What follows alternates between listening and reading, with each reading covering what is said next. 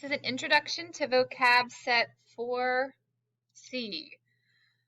So I'm going to review the definitions and walk you through what you were supposed to do on the next pages. All right, the first word is campaign.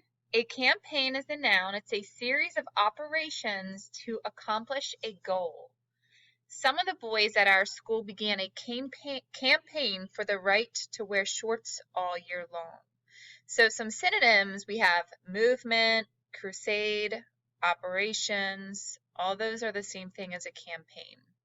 Collide is to crash into.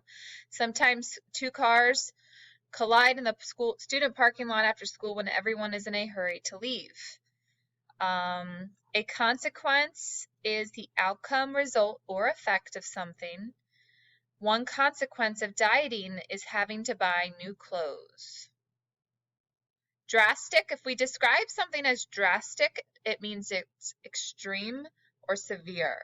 So Amber's drastic mood change signaled to her parents that she and her boyfriend were fighting again. So the opposite or antonyms would be mild, modest, slight. Sometimes we have drastic weather changes. So that would be like an extreme weather change. 5 is elaborate. If you elaborate, and we talk about this in writing a lot, you work it out with great care and attention to detail. So you might add more details, keep talking about it with examples. But it also can mean that it's elaborate as an adjective is when something that's given a lot of detail.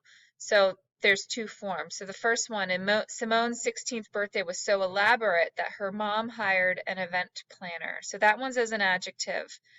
But then as a verb, elaborate, which I had mentioned earlier, is when you expand or add to. So Timothy tried to elaborate on his description of the suspect so that the police could draw an accurate sketch of him. Inevitable is an adjective. If something's inevitable, it's unavoidable and necessary, which means it's going to happen. Like it's inevitable that it's going to be cold in the winter. It's not avoidable in Pennsylvania, at least. Once the pilot knew that he couldn't gain control of the spiraling plane, it was inevitable that it would crash into the mountainside. So synonyms, we have certain and destined.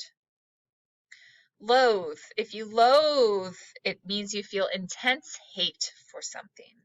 I loathe people who are cruel to animals. Some synonyms are to hate, despise, or detest. Predicament. A predicament is a difficult situation. Brandy found herself in quite a predicament when she said yes to 2 different boys to be their date to the prom. That is definitely a predicament. 9, provoke. If you provoke, you enrage or just stir up. So it's almost like you're poking at a bear, you're provoking them, you're making them mad. Callie tried to provoke her little brother by taking all of his toy cars and putting them on a shelf high up where he couldn't reach them. Synonyms, we have to anger and aggravate.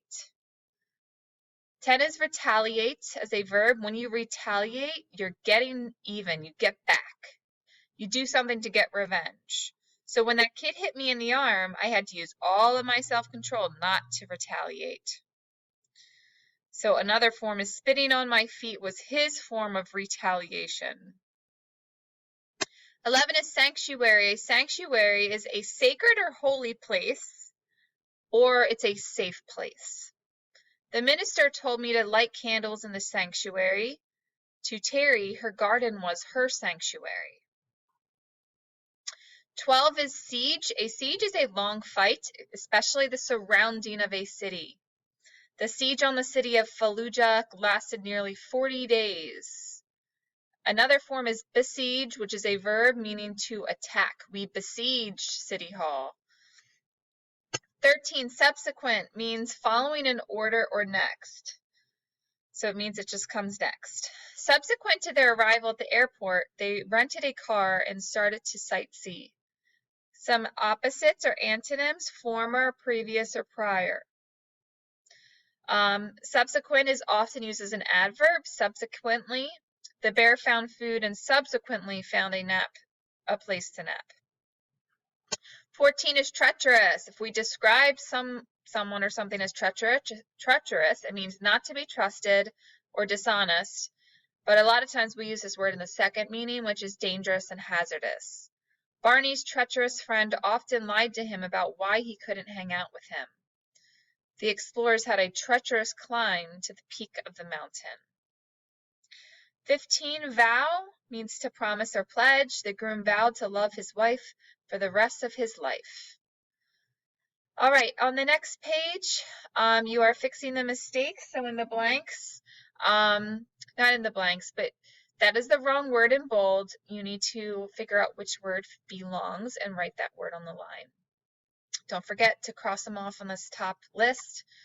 And you do not need to go in order, jump around. Do the ones that are easy first. Narrow down the list. For E, again, we will circle the word that finishes the sentence, and we use the other word in a sentence on the line. For F, we draw lines for pairs of synonyms or antonyms. So let's see, for example, attack and siege are synonyms, so I would draw a line between those two. All right, I am going to read this passage out loud. You don't need to do the passage. You don't need to listen to this until you are ready to read this page. So you can, exit this video if you're going to start with the pages in the beginning first, however you want to do it. After the colonists signed the Declaration of Independence in 1776, they found themselves in a bit of a predicament. The individuals who signed the Declaration were breaking their vow of loyalty to King George III of England. Consequently, in the eyes of King George, they were traitors to the English crown.